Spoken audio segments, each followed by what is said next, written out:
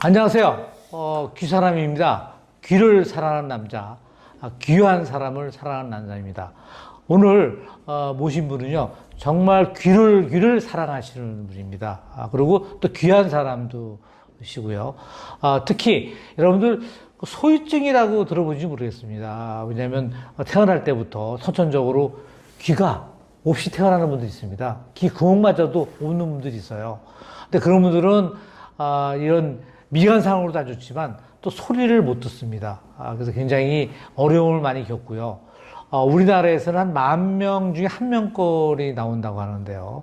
그래서 우리나라에서 거의 유일하게 수술을 제일 많이 하시는 분입니다. 그래서 삼성병원의 이비인후과 교수님도 있고 전 이비인후과학회 이사장입니다. 우리 조한성 교수님 모셨습니다. 네, 안녕하세요. 네, 안녕하십니까. 네. 이렇게 귀한 시간 내서 감사합니다. 초대해 주셔서 감사합니다. 네. 이렇게, 근데 조한성 교수님 보니까요, 귀가 잘생기셨나요? 좀 귀가 좀 큽니다. 그쵸? 어릴 적부터 귀가 커가지고 날아다닐 거라고 그랬습니다. 그래서 또 이비인후과하고 인연이 된 거 아니세요? 뭐 그런 게 없다고 할 수는 없죠. 네. 그렇죠. 네. 네. 그래서 특히 이제 지금 아까도 말씀드렸지만은 소유증이라는 걸 잘 모르거든요. 그래서 소유증이 어떤 건가요? 그것도 좀 말씀해 주시겠어요? 네. 그러니까 소유증은 그러니까 그 말 그대로 귀가 작다는 건데 네. 이게 이제 그 태아가 이제 발생 과정에서 어떤 그쪽에 이제 귀 모양 그러니까 바깥귀, 그러니까 외이와 중이를 만드는 그 부분이 발달이 딱 멈추면서, 그래서 속귀는 만들어졌지만, 내이는 만들어졌지만, 이 중이와 외이가 만들어지지 않아서 생기는 이제 선천성 기형입니다. 그래서 결과적으로 보면 귀 모양이 이제 많이 작고, 또 어떤 그러니까 그 일반적으로 있는 부분들이 없고, 귓구멍 형성이 안 돼 있는 그런 선천성 질환입니다. 그러면 이제 또 태어났을 때 그렇게 이제 선천성으로 된 경우 병원에는 언제 데려가야 되나요? 그러니까 아이들 그러니까 태어나자마자, 그러니까 애가 태어나자마자 부모님들은 이제 손가락 숫자도 세보고 뭐 발가락 숫자도 세보고 하시지 않습니까? 네네네. 굉장히 쉽게 이제 그 기형을 발견할 수 있는 이제 그런 상태이고요. 이제 얼마나 놀라시겠어요. 한쪽 귀가 이렇게 너무 작고 귓구멍도 없고 걱정도 많이 되시고 그럴 텐데, 일단 그래서 요새는 그냥 또 신생아 난청 검사도 하기 때문에 또 난청 검사도 당연히 걸리죠. 그래서 바로 이제 그런 거 파악하자마자 뭐 산부인과 거쳐가지고 이렇게 이비인후과로 오시는데, 오셔가지고 처음엔 특별히 할 건 없습니다. 하지만 그러니까 이제 검사에 대해서 말씀드리면은요. 네. 한쪽 귀가, 그러니까 그 소위증은 대개는 한쪽입니다. 일직성입니다.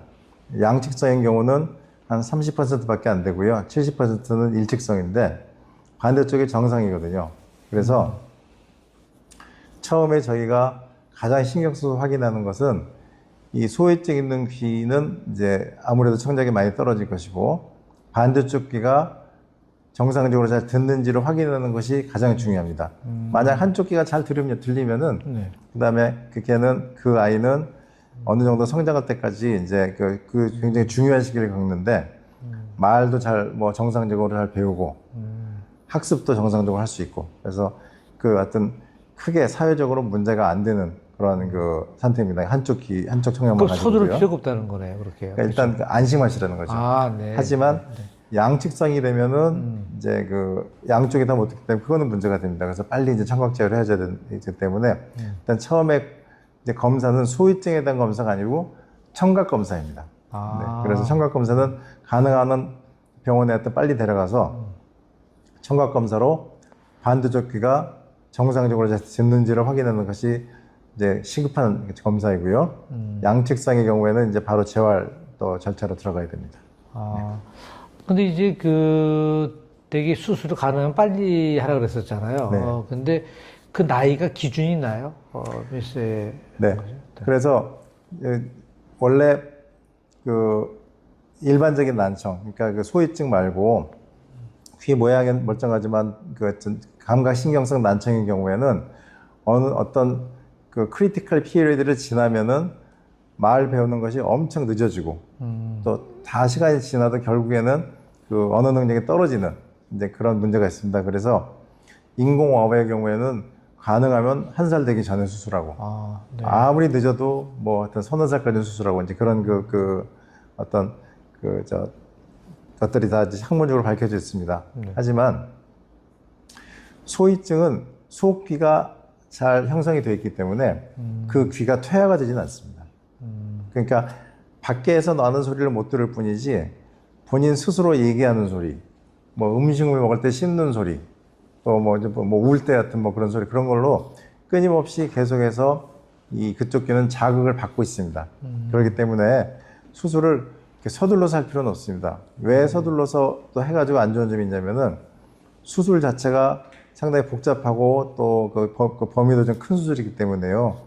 그 수술을 할 수 있으려면은 어느 정도 나이가 또 돼야 되고 또 수술한 다음에 치료 및 또 관리의 그런 그 기간이 긴데 그걸 견딜 수 있을 정도의 나이가 또 돼야 되고. 그럼 한 초등학교는 네, 돼야 되겠네, 그렇죠? 뭐 초등학교는 돼야 되죠. 그러니까 이제 그래서 어느 정도 나이가 되는 것이 좋은데 이제 조금 복잡한 얘기입니다만은 그거를 빨리 수술하기 위해 가지고 이제 그 메드포라는 어떤 인공 그 물질을 이용해서 귓바퀴를 만들고 그 어린 나이에 뭐 4살, 5살 때 이렇게 수술한 경우도 있습니다. 뭐 그렇게 이제 하는 그 그룹도 있는데요. 제가 생각할 때는 이 본인 요 늑골, 그러니까 갈비뼈 연골로 귓바퀴를 만들어서 하는 것이 가장 안정적이라고 생각을 하고요. 그래서 그걸 하려면 나이가 그래도 한 8살, 9살 돼야 됩니다. 뭐 이론적으로 46살이면 된다고 하는데 그래서 그래야지 충분한 양의 연골이 나오기 때문에 그 연골로 귓바퀴 잘 만들고 이제 그 연골을 먼저 심어야 돼요. 그러니까 귓구멍을 먼저 뚫어놓으면은 연골 이식한 그 자리가 한번 수술해 놓으면 또 그게 그 이식이 잘 생착을 못할 수가 있거든요. 그래서 전혀 손 안 댄 상태에서 먼저 연골 이식을 하고 그 다음에 귓구멍을 뚫어줘야 되는 거죠. 그래서 그러다 보면은 뭐 화나 나이가 뭐 하여튼 10살쯤 됩니다.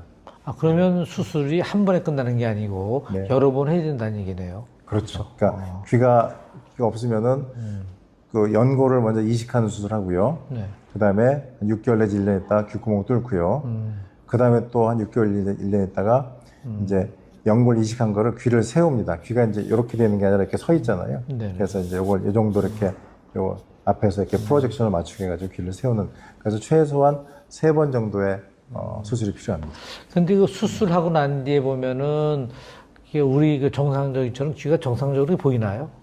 어떻습니까? 모양이 좀 다를 수가 있을 것 같은데요. 뭐 귀를 만드시는 이제 선생님들이 이제 성형외과에 이제 많이 계시는데 이비인후과에도 요새는 뭐 귀를 잘 만드시는 선생님들이 있습니다. 근데 아무래도 정상적으로 보이진 않습니다. 그러니까 그렇습니까? 조금 차이가 나게 보입니다.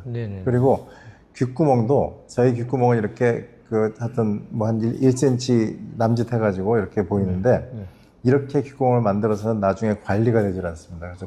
그래서 저희가 귓구멍을 만드는 것도 훨씬 크게 만듭니다. 그래서 안에 그 공간도 크게 만들고요. 그래서 외관성으로 보면은 이게 정상과는 조금 차이가 나게 보일 수밖에 없는데 하지만 그 귓바퀴를 만들고 또 만드는 과정, 귓바퀴에서 또 귓구멍을 만드는 과정에서 그 환아가 느끼는 자기 스스로 자아상에 대한 어떤 그 향상은 다 이게 또 증명이 되어 있습니다. 그래서 귓바퀴가 없던 게 생기고 없던 귓구멍이 생기는 것에 대해서 하여튼 미용적으로 심리적으로 확실히 도움이 되는 것은 확실합니다. 그러니까 안경 같은 것도 낄 수가 있겠네요. 그렇죠. 뭐 그 전에도 뭐 근데 안경 끼려면 힘들죠 사실은 이게 걸리지 않으니까요. 근데 수술 다 하고 나면 안경을 이제 걸 수 있죠. 그래서 뭐 선천적으로 그래서 이제 소유증이 이제 생겨서 태어나면 되게 이제 뭐 소유증이라고 하면 귀가 없거나 또 귀가 작은 경우도 그 소유증이라고 하는 거죠. 그리고 이제 귀곰이 없는 경우 그런 경우 이제 앞으로 걱정을 할 필요 없겠네요. 그것 때문에요. 그렇죠. 이제는요. 걱정이 어떻게 안 되시겠어요. 이제 그래도 이제 해결할 수 있는 건 있잖아요. 교수님을 배우면 되지 않아요? 그걸 해결해 주실 것 같은데. 하여튼 제가 그러니까 근심스러운 마음을 어떤 네. 뭐 위로해드리고 네. 앞으로 이제 어떤 과정을 거칠 거라는 거를 네. 자세하게 말씀드릴 수 있습니다. 아무래도 이제 그런 얘기를 듣고 나시면은 네. 네. 이게 하여튼 현재 존재하고 있는 방법 중에서 어떤 것이 최선이라는 걸 알 수 있기 때문에 뭐 훨씬 마음이 편하게 되지 않을까 그렇게 생각을 하고 있습니다. 심리적으로도 이게 보기가 안 좋지만은 참 난청 때문에 더 어려움을 겪겠네요. 그렇죠? 네, 난청도 뭐 중요한 부분이죠. 소위증에서요. 네. 그래서 제가 보기에는 그렇게 소위증이 드문 병이지만요. 그래도 이게 난청이 연관돼 있고 또 이렇게 거의 유일하게 이제 수술을 많이 하고 계신데요. 한 50명 정도 하신다고 그러셨죠? 뭐 1년에 하여튼 뭐 이제 요새는 이제 그 병원 사태 때문에 조금 네. 수술 숫자가 줄긴 합니다만은 네네. 어쨌든 뭐 1년에 40명, 50명 정도 수술하고 그러면 진짜 만 명에 한 명이면은 5천만 명인데요. 그러니까 거의 그 소위증 환자들은 이제 교수님이 이렇게 돌봐주는 것 같은데요. 여튼 그게 모셔서 정말 그 고맙고요, 감사하고요. 네, 네. 특히 또 이렇게 귀 쪽에 암 환자들 있잖아요. 튜머라고 그러죠. 네, 네. 그래서 그런 암 종양도 수술하시는데 이렇게 드문데 아직도 그런 수술이 많은가요? 귀 종양에 있는 그러면 분들도요? 또 그러니까 암이라고 그러는 건 이제 악성 종양인데요. 네네. 악성 종양이 1년에 10만 명당 한 명씩 생깁니다. 그렇고요. 그래요? 네, 그러니까 그럼 소위증보다는 덜하네요.